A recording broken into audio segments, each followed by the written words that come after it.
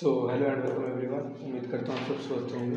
Class 8 और आपके लिए स्पेशली काफ़ी रिसर्च करने के बाद, गूगल वगैरह करने के बाद आज मैंने थोड़ा ढूंढ करके आपके लिए जो चैप्टर है आपका माइक्रो ऑर्गेनिज्म फ्रेंड एंड फो, इसके कुछ इंपॉर्टेंट क्वेश्चंस लेके आया हूँ। तो उम्मीद करता हूँ इस वीडियो में आप मेरे साथ पूरी तरह बने रहेंगे। आप अपनी वीडियो को फुल स्क्रीन मोड पर कर सकते हैं, जिससे कि ऐड वगैरह कम है। हो सके तो लॉक स्क्रीन कर लीजिए, जिससे कि बिल्कुल बाहर की नोटिफिकेशन से आपको वो डिस्ट्रैक्शन ना हो। ठीक है, तो आज की क्लास स्टार्ट करते हैं। अगर आपने चैप्टर नहीं समझा है तो ये चैप्टर ऑलरेडी डिस्कस्ड है आपके चैनल पे। इस चैनल पे क्लास 8 की प्लेलिस्ट में जाएंगे तो आपको चैप्टर मिल जाएगा। आज हम इंपॉर्टेंट क्वेश्चन करने वाले हैं, क्योंकि रिसेंट में आपके मिड टर्म एग्जाम वगैरह आने वाले हैं, उसको पॉइंट में रखते हुए। ठीक है, तो सबसे पहला क्वेश्चन जो हमारे पास दे रखा है, where do micro organism live, discuss. Micro organism जो होते हैं रहते कहाँ, इस बात पर आप चर्चा कीजिए, फिर डिस्कस कीजिए।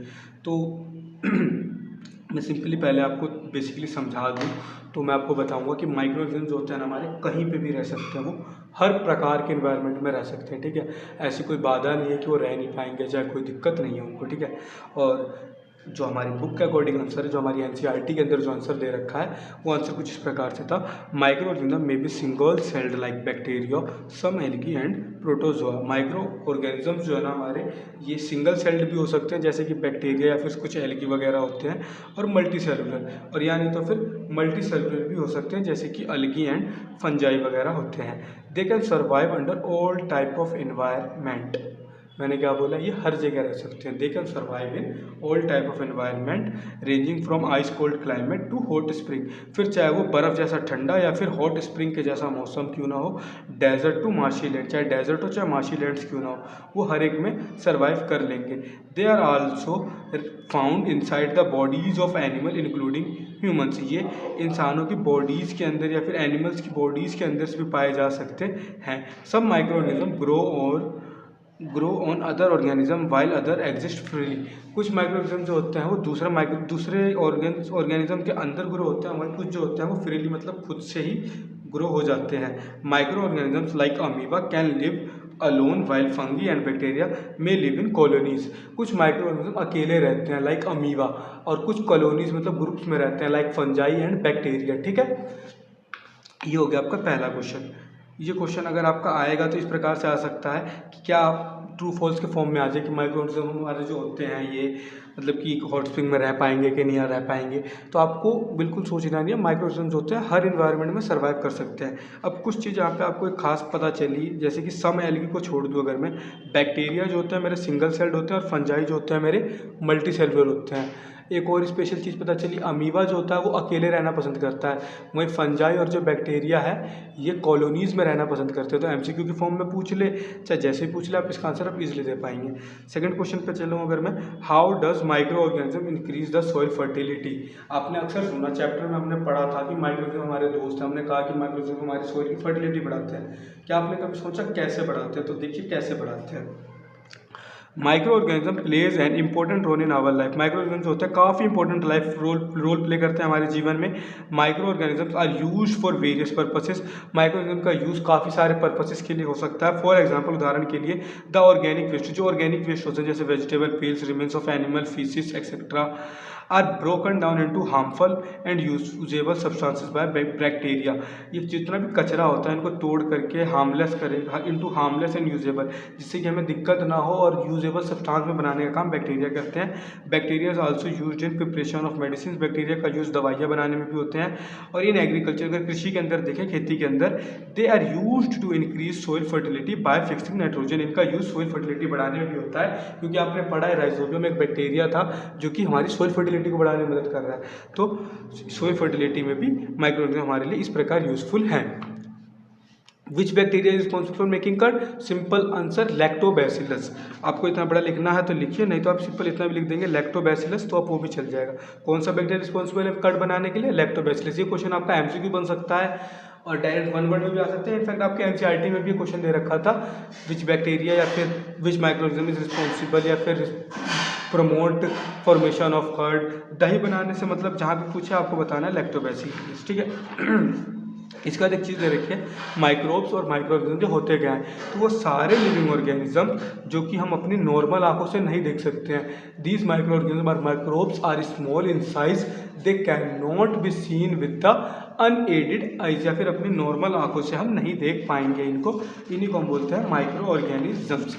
आगे देखते हैं, आगे हमारे को दे रखा है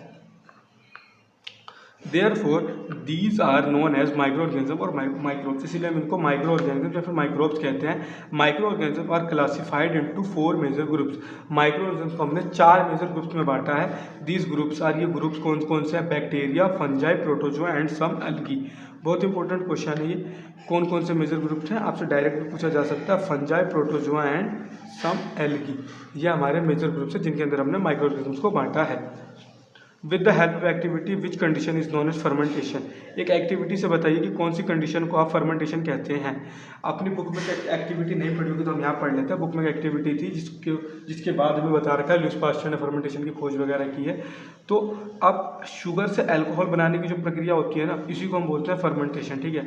इसकी एक्टिविटी में क्या है, take a 500 millilitre of beaker filled up to 3/4 of water, 3/4 पानी से भर लीजिए बीकर को, dissolve 2-3 spoon of sugar in it, उसके अंदर 2-3 चम्मच चीनी मिला दीजिए, add a spoon of yeast powder to the sugar solution. ध्यान से देखिए, add a spoon of yeast powder to the sugar solution, yeast powder को उसके अंदर मिला दीजिए, keep it covered in warm place for 4 to 5 hours, then solution gives a smell. इसको आप थोड़ी देर के लिए गर्म जगह पर रख दीजिए, उसके बाद क्या होगा, जो आपका सॉल्यूशन है ना वो स्मेल देना शुरू कर जाएगा, और ये जो स्मेल है ना ये अल्कोहल की स्मेल होगी जो कि ईस्ट के द्वारा इस पर बनी है। और ये जो पूरा प्रोसेस था ना, this process of conversion of sugar into alcohol is known as fermentation. इसी प्रोसेस को हम फर्मेंटेशन कहते हैं। Name any 2 antibiotics medicine which are made from fungi and bacteria, streptomycin, tetracycline and erythromycin, they are the some commonly known antibiotic medicine which is made from fungi and bacteria. ये कुछ हमारे common वो है antibiotic जो इन चीज़ों से मिलकर बनते हैं। Discuss how vaccine work in our body.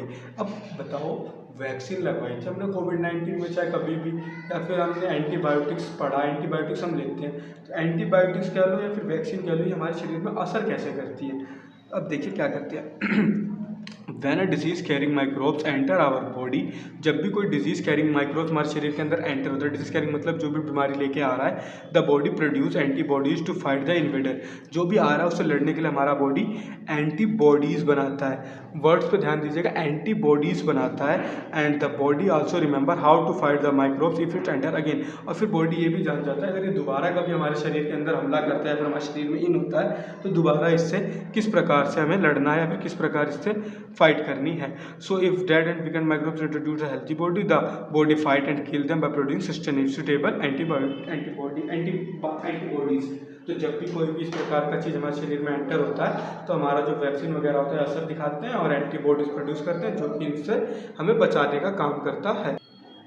आगे बढ़ते हैं, आगे दे रखा है name 3 virus cause disease which are eradicated most of the part of the world. इसके ऊपर आपका है ना रिसेंट में पिछले साल शायद से कोविड-19 के बाद है ना पैराग्राफ फॉर्म में भी क्वेश्चन आते हैं आपके पेपरों में, तो उसमें भी कोविड-19 का जिक्र करके दे रखा था। तो ये भी एक वायरस होने वाली बीमारी थी, आपको ये बात ध्यान रखनी है। तो हमें दे रखा था कि कोई 3 बीमारी का नाम बताइए जो कि वायरस होती है और पूरे वर्ल्ड में फैली हो। तो एक तो सबसे पहले कोविड-19, स्मॉल पॉक्स और पोलियो, ये तीनों की तीनों पूरे वर्ल्ड में लगभग फैली थी और ये सारे के सारे वायरस होने वाली बीमारी थी, ठीक है। एंटीबायोटिक्स का रोल क्या होता है, तो यही है, एंटीबायोटिक्स वो दवाइयाँ होती हैं, दीज मेडिसिन किल और stop the growth of disease causing micro organism, such medicine are called antibiotics. ये वो मेडिसिन होते हैं जो कि या तो किल कर दे, परमानेंट खत्म कर दे, या फिर स्टॉप कर दे growth of disease causing micro organism, जिनकी जिससे बीमारी हो रही है उसकी ग्रोथ को रोक दे, और इन्हीं मेडिसिन को हम एंटीबायोटिक्स कहते हैं। आगे बढ़ते हैं, एक बढ़िया सा क्वेश्चन दे रखा है, ध्यान से देखते हैं क्या दे रखा है। Boojho and Paheli are surprise to know that how do waste of plant vegetable and fruit converted into manure, will you help them to understand.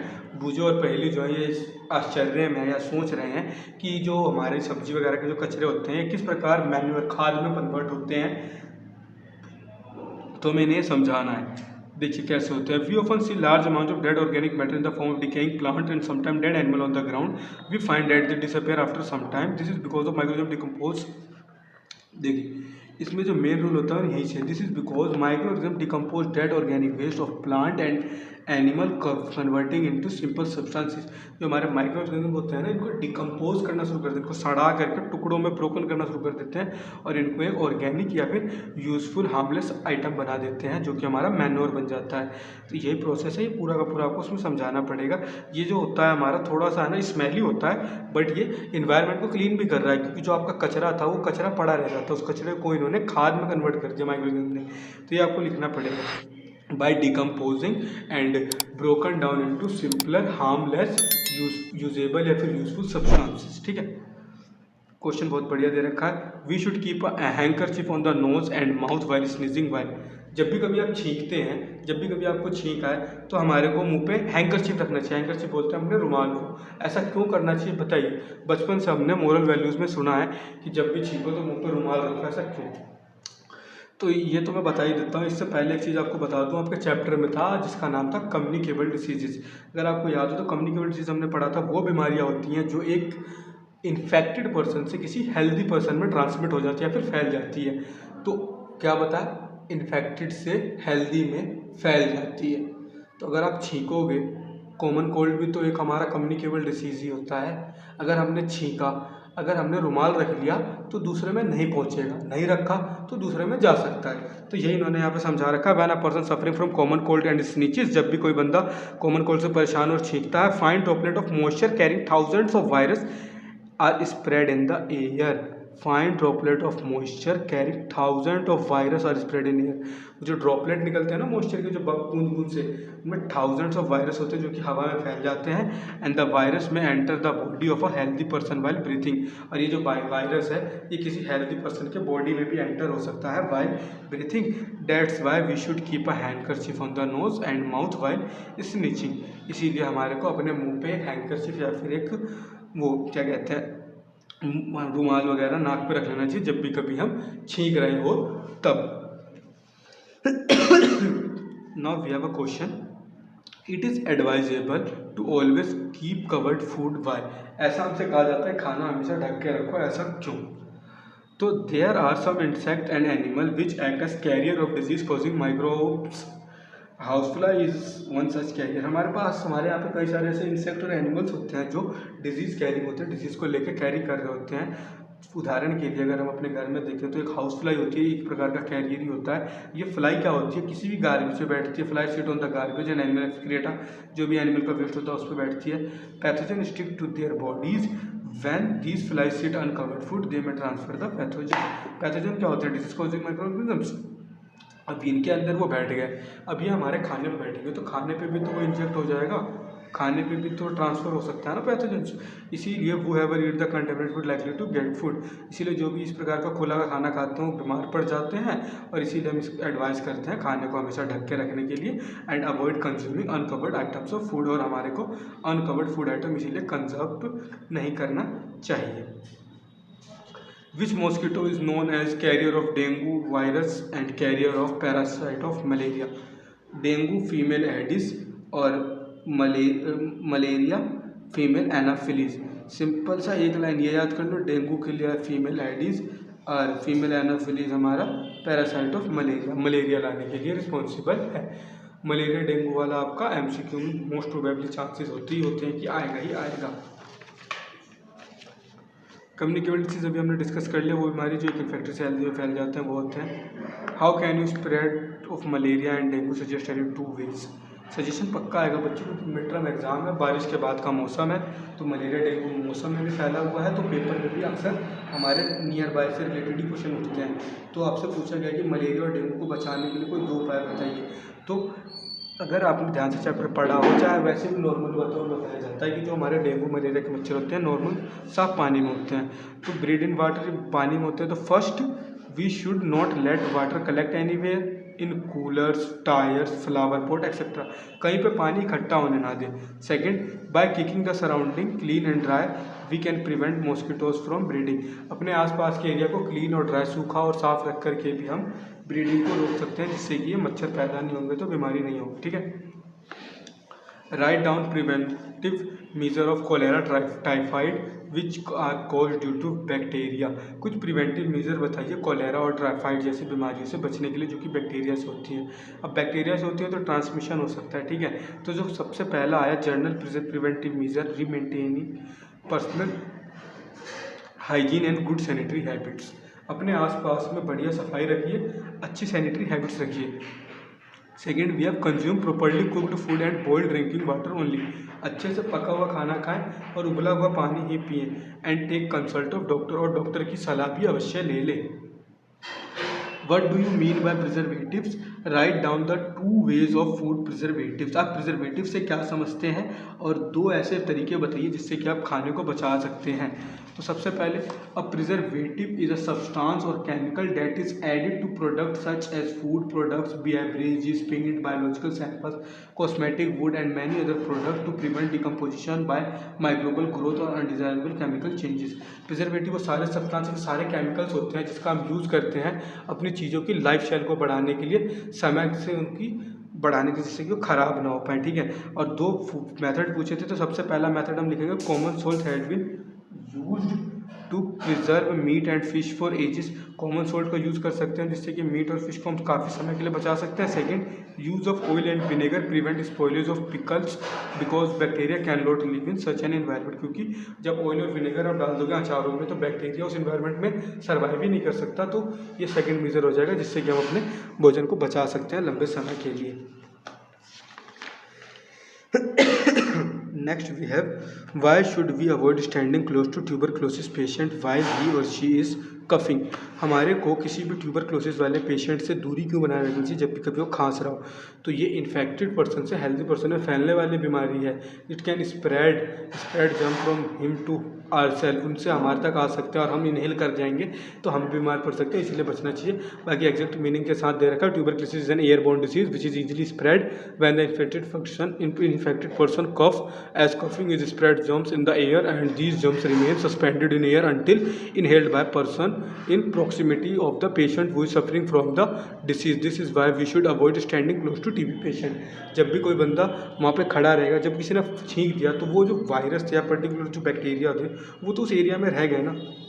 अब जब तक वो उसे इनहेल नहीं कर लेते या फिर किसी के अंदर नहीं चले तब तक वहाँ पे प्रेजेंट रहेंगे, और जब से क्यों इनहेल कर जाएगा तो दूसरा बंदा भी बीमार पड़ सकता है। ये हो जाएगा ये, ठीक है। Next we have pasteurisation. Pasteurisation काफ़ी बढ़िया चीज़ है। आपने लोग के घर में दूध की थैली आती है, उसको ध्यान से देखिएगा, आज नहीं देखा तो आज देख लीजिएगा, उस पर लिखा होता है पास्चराइज्ड मिल्क। तो आज जान लेते हैं पास्चराइज्ड होता क्या है। देखो, लुईस पास्चर ने एक विधि बताई थी जिससे कि हम दूध को प्रिवेंट कर सकते हैं। इसमें क्या करते हैं, बॉइलिंग, देखो पहले समझ लो क्या है, फिर ये आपका एग्जैक्ट डेफिनेशन है पास्चराइजेशन का। इसके ऊपर एक पॉइंट दे रखा है, ये भी इंपॉर्टेंट है, फिर इसको समझ लेते हैं पहले। Boiling kills many microorganisms. Low temperature inhibit the growth of microbes. Pasteurized milk can be consumed without boiling as it free from harmful microbes. Boiling से क्या होता है, माइक्रोऑर्गेनिज्म खत्म हो जाते हैं और लो टेम्परेचर्स में माइक्रोऑर्गेनिज्म ग्रोथ भी नहीं कर पाते। तो पास्चराइज मिल्क जो है ना कंज्यूम कर सकते हैं बिना उबाले, क्योंकि इसके अंदर कोई भी माइक्रोब्स नहीं होते हैं। अब होता क्या है पास्चराइज मिल्क, ये देख लीजिए। The milk is heated up to about 70 degree Celsius to 50 to 30 second and then suddenly chilled and stored. 15 से 30 सेकंड के लिए लगभग 70 डिग्री सेल्सियस, काफ़ी हाई टेम्परेचर होता है 70 डिग्री सेल्सियस, इस पर हीट करा जाता है दूध को और सडनली उसको चिल्ड कर दिया जाता है और स्टोर कर दिया जाता है, जिससे क्या होता है इसके अंदर माइक्रोब्स पैदा नहीं हो पाते हैं। और इस प्रोसेस को डिस्कवरी किसने की थी, तो लुईस पास्चर ने इसकी डिस्कवरी की थी और इसी को हम पास्चराइजेशन कहते हैं। Now we have write 5 to 6 usefulness lines of micro organism. Micro organism कुछ यूजफुल लाइन लिखने हैं, तो सबसे पहला they are used in making wine. Wine बनाने में यूज़ होता है, बेकिंग में यूज़ होता है, पिकलिंग में यूज़ होता है एंड अदर फूड प्रोसेसेस में यूज़ होता है। Alcoholic fermentation by yeast is widely used in the preparation of wine and bread. Alcohol fermentation में यूज़ होता है। लैक्टोबैसिलस बैक्टीरिया जो इससे दही बनता है। Fourth point we have they are used in increase the soil fertility by mixing atmospheric nitrogen. Atmosphere से nitrogen लेके पौधों तक पहुँचाने में मदद होता है। Fifth point, microbes are useful in preparing any medicine and antibiotics. Medicine antibiotics बनाने में यूज़ होते हैं। Certain microbes are also used in biological treatment of sewage industries and effluents. कई माइक्रोब्स का यूज़ बायोलॉजिकल ट्रीटमेंट में होता है, sewage वगैरह में, सीवेज वगैरह के अंदर यूज़ होता है ये हायर क्लास में बेहतर पढ़ेंगे किस प्रकार से कैसे यूज़ होता है। अभी के लिए ऊपर वाले 5 भी लिख देंगे तो कोई दिक्कत नहीं है। हाउ डज वैक्सीन वर्क, तो अभी हमने वैक्सीन वाला क्वेश्चन पीछे कर लिया था कि वैक्सीन हमारे शरीर में एंटीबॉडीज़ रिलीज़ करता है, जो कि जब भी कोई इन्वेडर या फिर कोई भी बीमारी कैरी वो हमारे अंदर एंटर होता है तो उससे लड़ाई करता है और उससे लड़ने के लिए रेडी रहता है अगली बार के लिए। हार्म्स के ऊपर हमारे को एक वो लिखना है paragraph bye micro organism, micro organism से होने वाली बीमारियों के ऊपर एक पैराग्राफ सा बनाना है किस प्रकार वो हमारे लिए हार्मफुल है। देखिए समझ लेते हैं। Microorganisms are harmful in many ways, microorganism काफ़ी तरीके से हमारे लिए हार्मफुल है। Some of the microorganisms are disease in human being, कुछ माइक्रो ऑर्गेनिज्म क्या करते हैं ह्यूमन बींग्स के अंदर डिसीज़ पैदा करने का काम करते हैं, प्लांट एंड एनिमल पौधे और जानवरों में भी।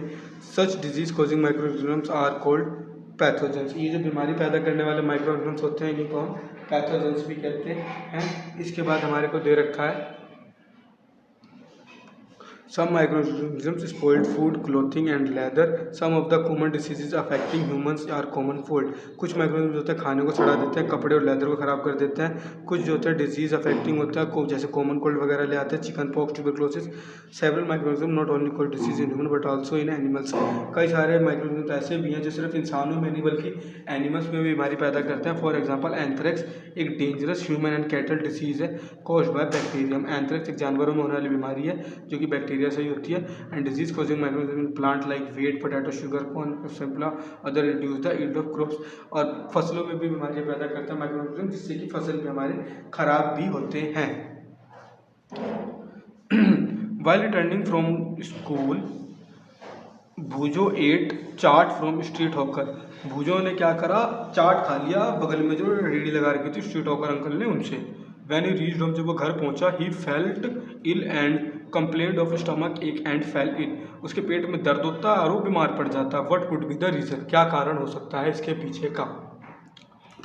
इसका कारण अगर आपने पढ़ा तो सिंपल सी बात है, चाट वाले ने तो भैया खुला रख रखा था, मक्खी आके बैठी थी पैथोजन लेकर के, पैथोजन उसके अंदर बीमारी छोड़ गया, उसने खाया, वो अनहाइजीनिक फूड था और उसके पेट में दिक्कत हो गई। आइए पढ़ के भी देख लेते हैं। The reason could be the chart was contaminated by the pathogenic microorganism, ऐसा हो सकता है कि जो हमारा चार्ट था उसके अंदर पैथोजेनिक माइक्रोऑर्गेनिज्म प्रेजेंट थे। And the unhygienic condition present near the shop become the breeding place for micro flies etcetera, अब जो गंदा सा कंडीशन था, अनहाइजीनिक कंडीशन था, इससे माइक्रो फ्लाइज वगैरह वहाँ पे उत्पन्न हुए। And the pathogen can be transmitted to place by flies and the other vectors, अभी फ्लाइज वगैरह से उस पर फैल गए। Even the utensil used for serving could have been contaminated by the pathogenic microorganisms. If such microbial contaminated food is consumed, several diseases like diarrhea, dysentery, cholera, etc. में occur. कह रहा है जो बर्तन में आपने खाया था या फिर पूजों ने खाया, हो सकता है वो बर्तन भी कंटेमिनेटेड रहो, मक्खी वगैरह उसमें बैठी हो, तो इस प्रकार से बीमारी इसमें फैल सकती है। नाइट्रोजन साइकिल का दे रखा है, तो नाइट्रोजन साइकिल में आपको सिंपल भाषा में समझाऊँ अगर, तो नाइट्रोजन हमारे एटमोसफेयर में प्रेजेंट होता है, ठीक है। राइजोबियम जो होता है इसको नाइट्रोजीनियस कंपाउंड में कन्वर्ट करके पौधों के अंदर ट्रांसमिट करता है, ठीक है। पौधों से हमने फल या फिर सब्जी खाया तो हमारे अंदर भी आ जाता है, फिर हमारा वेस्ट भी मिट्टी में मिलता है, जो यूज़फुल होता है वो बचता है, जो यूज़फुल नहीं होता वो मिट्टी दोबारा से एटमोसफेयर को दे देता है। लाइटनिंग और स्टॉर्मिंग से भी कुछ नाइट्रोजीनियस कंपाउंड मिट्टी में मिल जाते हैं, जो कि फिर वो राइजोबियम में उसको ट्रांसमिट या कन्वर्ट करके माइक्रोऑर्गेनिज्म पौधों तक पहुंचाता है, और यही हमारा प्रॉपर नाइट्रोजन साइकिल का पूरा होता चक्र है। उम्मीद करता हूँ आपको इस चैप्टर में कोई डाउट नहीं बचा होगा। इस चैप्टर में इसके बाद का कुछ नहीं बन सकता है, अगर कुछ बन भी सकता था तो मैंने इसमें कवर करवा दिया है। अगर कोई दिक्कत हो तो कमेंट कीजिए, अदरवाइज़ वीडियो को अपने दोस्तों के साथ शेयर कीजिए। मिलते हैं जल्दी अगले वीडियो में। बाकी अगर आपके एग्ज़ाम में कोई और चैप्टर आने वाला है जो आपको अर्जेंट में चाहिए तो उसका आप कमेंट वगैरह कर सकते हैं, मैं कोशिश करूँगा जल्द से जल्द आपको उस चैप्टर की वीडियो बना दूँ। धन्यवाद।